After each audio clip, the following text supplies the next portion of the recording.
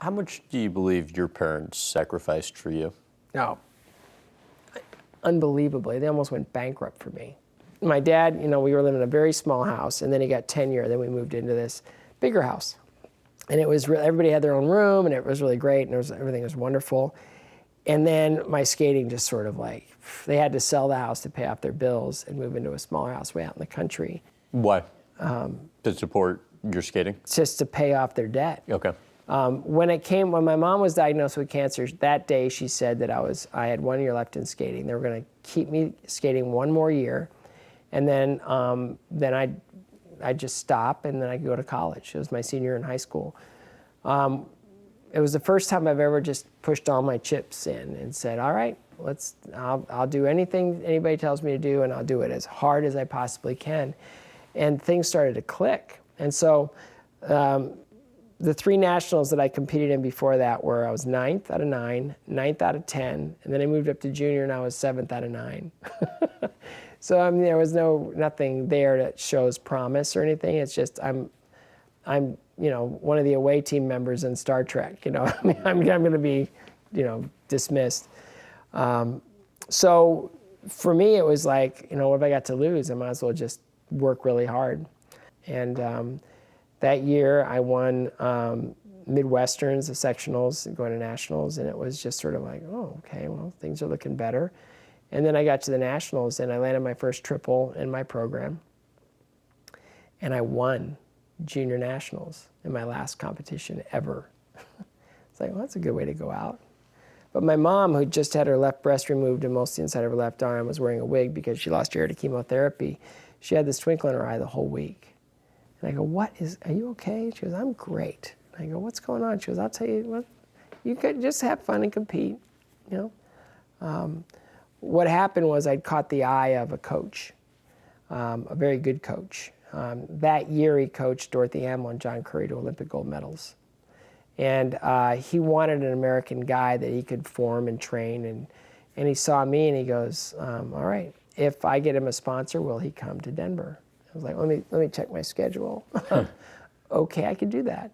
And so this wealthy couple in Chicago, my mom stopped in Chicago on their way to Colorado Springs for the Nationals and met with them and fell in love with them. Just the nicest people. And reminded her of family and just and they liked her a lot. And so they decided to go ahead and sponsor me. So after the competition was over, my mom said, on the way here, I met the people that are going to pay for your skating from now on. And I was like, I thought I was done. And she goes, you're just getting started. And so from then on, I was, the McElrains looked after me, and I had another set of parents. What do you think you learned from the sacrifices that your parents had to make to support you? That's love. That's how you love your children. You sacrifice your comfort, you sacrifice your convenience, you sacrifice your financial means, you sacrifice everything to make sure that they're okay. It's not about you anymore, it's about them. They never went out and ate in fancy restaurants or any restaurants. They made everything at home. So knowing that they canned all their own food, they'd buy beef by the side of beef and freeze it. So there was never any restaurant expense. Every expense was covered.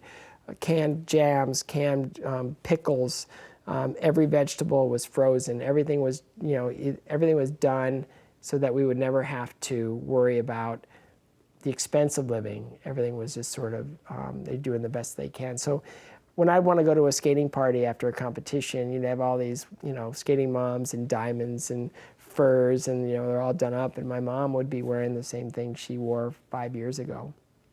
And I could see it in her eyes just how humiliated she was. And I'd always, I regretted, that was the one time in Denver at the sectionals that I really felt the worst, because she didn't have the ability to get all dressed up and all dolled up like the other moms, and she knew it, and she was very self-conscious.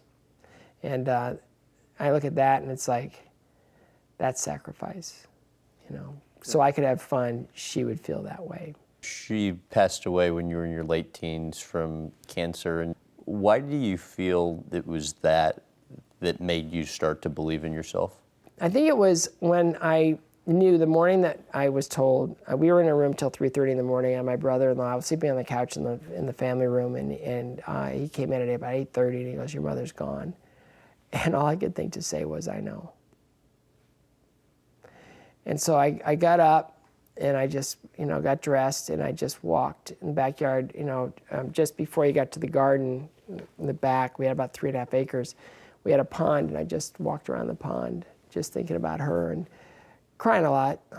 And I just, in that walk, I just decided that I'd seen people in their mourning be self-destructive, and I didn't want to do that. And I knew that with her sacrifice, I had to honor that sacrifice, and I had to honor her and her love for me and her support for me. She was really a cool mom. And so I decided that I was going to honor her by being the person that she thought I could be.